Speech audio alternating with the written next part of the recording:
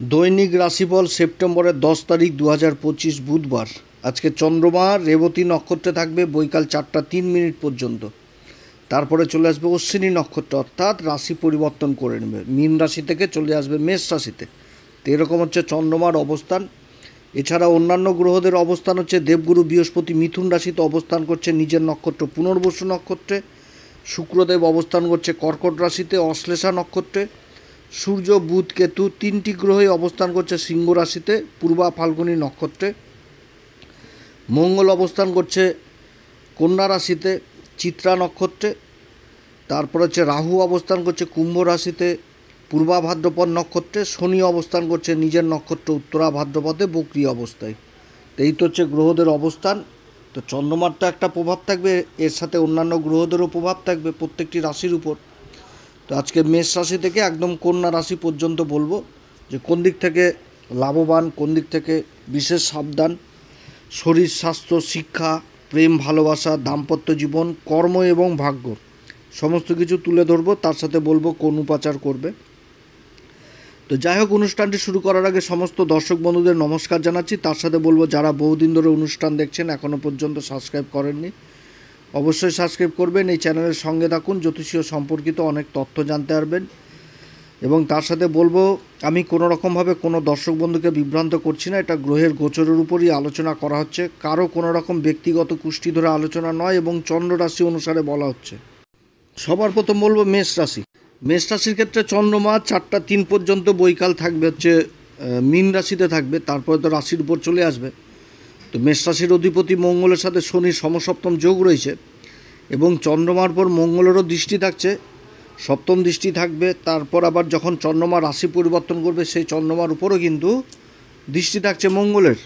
মেষ রাশির শরীর স্বাস্থ্য নিয়ে বলবো সবার প্রথমেই যে প্রাণায়াম যোগব্যায়াম প্রত্যেক দিনই বলে আসছি, এগুলো অবশ্যই করতে হবে। এছাড়া আবহাওয়াজনিত অসুখ বিসুখ থেকে বিশেষভাবে সাবধান। তার সাথে হচ্ছে যারা অ্যালার্জি জাতীয় প্রবলেমে রয়েছেন এদিক থেকে নিজের খাওয়া দাওয়ার উপরও যথেষ্ট খেয়াল রাখতে হবে। মেষ রাশির শিক্ষার জায়গা যথেষ্ট ভালো, শিক্ষার দিক থেকে বিশেষ উন্নতি। প্রেম ভালোবাসার জায়গা এটাও যথেষ্ট ভালো দেখাচ্ছে মেষ রাশির ক্ষেত্রে। দাম্পত্য জীবনও যথেষ্ট থাকবে ভালো, তবে নিজের কথাবার্তাকে এগিয়ে রাখতে গেলে অশান্তি গণ্ডগোলের পরিবেশ তৈরি হবে, অতএব এদিক থেকে সাবধান।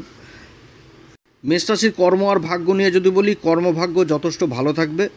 বিদেশ সংক্রান্ত কাজগুলো যথেষ্ট ভালো হবে, যারা বিদেশি কোনো কোম্পানিতে কাজ করছেন সেই জায়গাটা যথেষ্ট ভালো।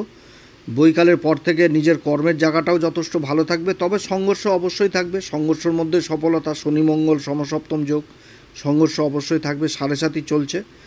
মনের মধ্যে ওভার কনফিডেন্ট এই জিনিসটা নিয়ে আসা যাবে না, যে কোনো কাজ করতে গেলে অবশ্যই হিসাব মেনটেন করে চলতে হবে। আর একটুতে অধৈর্য জিনিসটা নিয়ে আসলেও চলবে না মেষ রাশিকে। মেষ রাশির ক্ষেত্রে শুভ সংখ্যা 3, শুভ রং হচ্ছে হলুদ। আজকের দিনে অবশ্যই হনুমান চল্লিশা, বজরংবাণ, শ্রীরাম সীতার প্রণাম মন্ত্র সহকারে পাঠ করবেন। মা ভগবতী মাকে লাল পুষ্প অর্পণ করবেন, তার সাথে গণেশজির দর্শন করবেন, গণেশজিকে দুর্বা অর্পণ করবেন। যদি এগুলো সম্ভব না হয় অন্তত গণেশ দর্শন করবেন, যে মন্দিরগুলোতে গণেশ পূজা রীতিমতো হয়। বিশ্বরাশির ক্ষেত্রে চন্দ্রমা একাদশ ঘরে অবস্থান করছে শনির সাথে। 4টার পর থেকে চলে আসবে হচ্ছে মেষ রাশিতে চলে আসবে। তো রেবতী নক্ষত্রে থাকছে, 4টার পরে চলে আসবে হচ্ছে অশ্বিনী নক্ষত্রে। তো রেবতী নক্ষত্রের অধিপতি বুধ আবার অবস্থান করছে কেন্দ্রে পূর্বা ফাল্গুনী নক্ষত্র অবস্থান করছে। তো বিশ্বরাশির ক্ষেত্রে যদি শরীর স্বাস্থ্য নিয়ে বলি, তাহলে তো প্রাণায়াম যোগব্যায়াম এগুলো অবশ্যই করতে হবে, তাহলে শরীর যথেষ্ট ফিট থাকবে। এবং তার সাথে যারা এই অ্যালার্জি জাতীয় প্রবলেমে পড়েছিলেন, তারপরে হচ্ছে চোখের সমস্যা, দাঁতের সমস্যা, চুলের সমস্যা, ট্রিটমেন্টের মধ্যে থাকলে এগুলো যথেষ্ট তাড়াতাড়ি নিরাময় হবে। আবহাওয়াজনিত যাদের অসুখ বিসুখ ছিল সেগুলোর নিরাময়ের দিকে যাবে।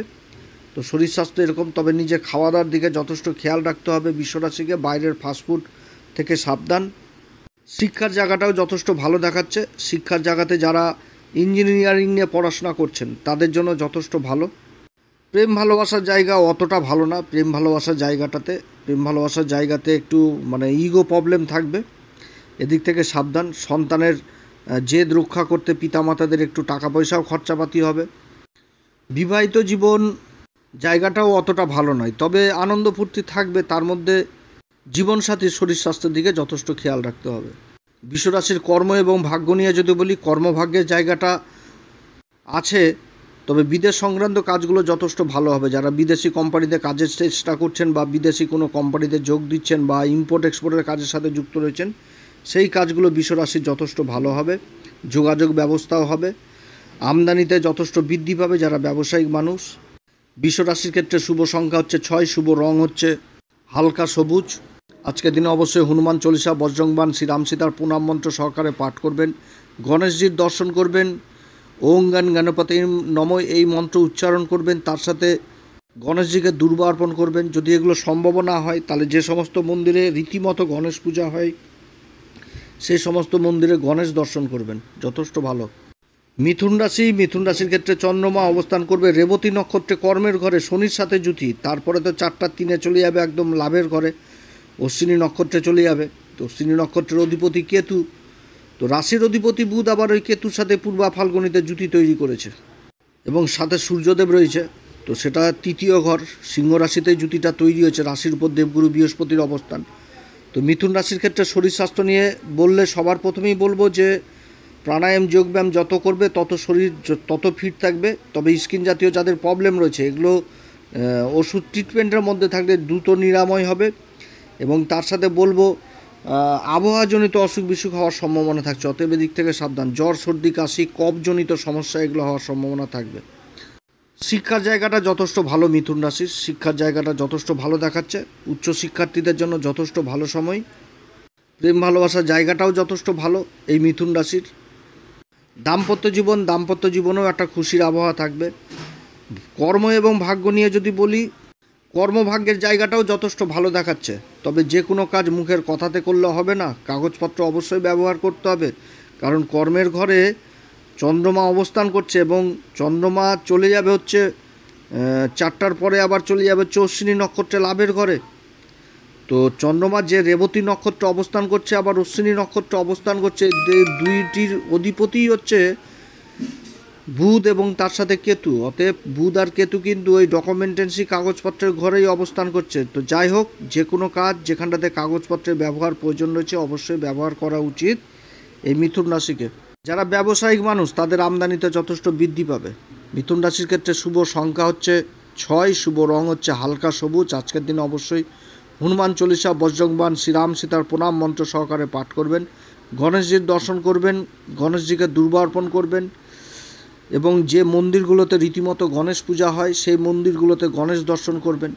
যদি সম্ভব না হয় এগুলো করা, তাও গণেশ দর্শন করবেন। কর্কট রাশির ক্ষেত্রে চন্দ্রমা অবস্থান করছে হচ্ছে ভাগ্যের ঘরে, তারপরে তো কর্মের ঘরে চলে আসবে। তো বুধের নক্ষত্র 4টা 3 মিনিট পর্যন্ত রেবতী, তারপরে চলে আসবে অশ্বিনী নক্ষত্রে। তো রাশির অধিপতির এরকম অবস্থান। আর রাশির অধিপতি এই যে 2টি নক্ষত্র অবস্থান করছে, এই 2 নক্ষত্রের অধিপতি আবার যে ধন সম্পত্তির ঘরে অবস্থান করছে। তো আর রাশির উপর আবার শুক্রদেব অবস্থান করছে। তো কর্কট রাশির ক্ষেত্রে যদি সবার প্রথম শরীর স্বাস্থ্য নিয়ে আলোচনা করি, তো শরীর স্বাস্থ্য যথেষ্ট ইমপ্রুভের দিকে যাবে। শরীর স্বাস্থ্যে অসুখ বিসুখ সেটা কিন্তু নিরাময়ের দিকে যাবে। তবে যেহেতু শনি মঙ্গলের সমসপ্তম যোগ রয়েছে, যত শরীরচর্চা করবে তত শরীর স্বাস্থ্য তত ফিট থাকবে। শিক্ষার দিকটাও যথেষ্ট ভালো দেখাচ্ছে, তবে উচ্চ শিক্ষার দিকটা খুবই ভালো দেখাচ্ছে। প্রেম ভালোবাসার জায়গা অতটা ভালো নয়, জায়গাটা ভালো নয়। দাম্পত্য জীবন মোটের উপর ভালো থাকবে, দাম্পত্য জীবনটা ভালো থাকছে। কর্মভাগ্যের জায়গাটা যথেষ্ট ভালো। কর্কট রাশির কর্মভাগ্যের জায়গাটা যথেষ্ট ভালো দেখাচ্ছে। কর্মে বিশেষ উন্নতির যোগ রয়েছে। যারা ব্যবসায়িক মানুষ আমদানিতে যথেষ্ট বৃদ্ধি হবে, আর্থিক উন্নতির যোগ রয়েছে। আজকের দিনে কর্কট রাশির ক্ষেত্রে শুভ সংখ্যা হচ্ছে 3, শুভ রং হচ্ছে কেশর। আজকের দিনে অবশ্যই হনুমান চল্লিশা, বজরংবাণ, শ্রীরাম সীতার প্রণাম মন্ত্র সহকারে পাঠ করবেন, গণেশজির দর্শন করবেন কিংবা গণেশজির উপাসনা করবেন, ওং গান গণপতি নম এই মন্ত্র উচ্চারণ করবেন, গণেশজিকে দুর্বা অর্পণ করবেন, তাহলে আরও ভালো দিন হবে। সিংহ রাশির ক্ষেত্রে চন্দ্রমা 8ম ঘরে অবস্থান করছে বুধের নক্ষত্রে। বুধ তো রাশির উপর অবস্থান করছে সিংহ রাশির, এবং 4টা 3 মিনিটের পর চলে আসবে অশ্বিনী নক্ষত্রে। কেতুর নক্ষত্রে অবস্থান করবে। তো 4টা 3 মিনিটে রাশি পরিবর্তন করে চন্দ্রমা ভাগ্যের ঘরে চলে আসবে। তো কেতুর নক্ষত্র, কেতুও রাশির উপর অবস্থান করছে। সূর্য বুধ কেতু একই নক্ষত্রে থাকছে, পূর্বা ফাল্গুনিতে রাশির উপর। আর দেবগুরু অবস্থানটা ভালো, যথেষ্ট লাভের ঘরে থাকছে। তো সিংহ রাশির ক্ষেত্রে যদি সবার প্রথম শরীর স্বাস্থ্য নিয়ে বলি, যত শরীরচর্চা করবে তত ফিট থাকবে। যেহেতু শনি মঙ্গলের সমসপ্তম যোগ, শরীরচর্চা অবশ্যই করতে হবে এবং অসুখ বিসুখ হলেও সেটাও কিন্তু ইমপ্রুভের দিকে যাবে, এটা বুঝাচ্ছে। শরীর স্বাস্থ্য। এবার শিক্ষার জায়গাটা কিন্তু যথেষ্ট ভালো সিংহ রাশির। উচ্চশিক্ষা হোক, প্রাথমিক শিক্ষা হোক, এই জায়গাটা ভালো। প্রেম ভালোবাসার জায়গা এটাও কিন্তু ভালো। শুধু মার খাচ্ছে হচ্ছে দাম্পত্য জীবনের, বিবাহিত জীবনটা। বিবাহিত জীবনে একটা অশান্তির পরিবেশ থাকবে যদি নিজের কথাবার্তাকে এগিয়ে রাখা যায়। এদিক থেকে কিন্তু সাবধান। দাম্পত্য জায়গাটাতে এইখানটাতে অশান্তির পরিবেশটা হওয়ার সম্ভাবনা থাকছে। অতএব নিজের কথাবার্তার দিক থেকে যথেষ্ট সাবধানে কথাবার্তা বলতে হবে। উভয়কে সম্মান দিয়ে চললে সেই জায়গাটা আসবে না। অতএব এই জায়গাটা মেনটেন করতে হবে। কর্মভাগ্যের জায়গা যথেষ্ট ভালো জায়গা সিংহ রাশির ক্ষেত্রে। আর্থিক উন্নতির বিশেষ যোগ থাকবে, মানে বৈকালের পর থেকে আর্থিক উন্নতির যোগ থাকছে। না হওয়া কাজও হবে এবং তার সাথে যারা ব্যবসায়িক মানুষ তাদের আমদানিতেও যথেষ্ট বৃদ্ধি হবে। সিংহ রাশির ক্ষেত্রে শুভ সংখ্যা হচ্ছে 5, শুভ রং হচ্ছে কেশর। আজকের দিনে অবশ্যই হনুমান চল্লিশা, বজরংবাণ, শ্রীরাম সীতার প্রণাম মন্ত্র সহকারে পাঠ করবেন। গণেশজির আরাধনা করবেন, গণেশজিকে দুর্বা অর্পণ করবেন। যে সমস্ত মন্দিরে গণেশজির পূজা হয় রীতিমতো সেই সমস্ত মন্দিরে গণেশ দর্শন করবেন, যথেষ্ট ভালো। কন্যা রাশির ক্ষেত্রে রাশির উপর মঙ্গলের অবস্থান, সপ্তম ঘরে শনি আর তার সাথে চন্দ্রমার অবস্থান। তো সপ্তম ঘরে শনি চন্দ্রমার যোগ।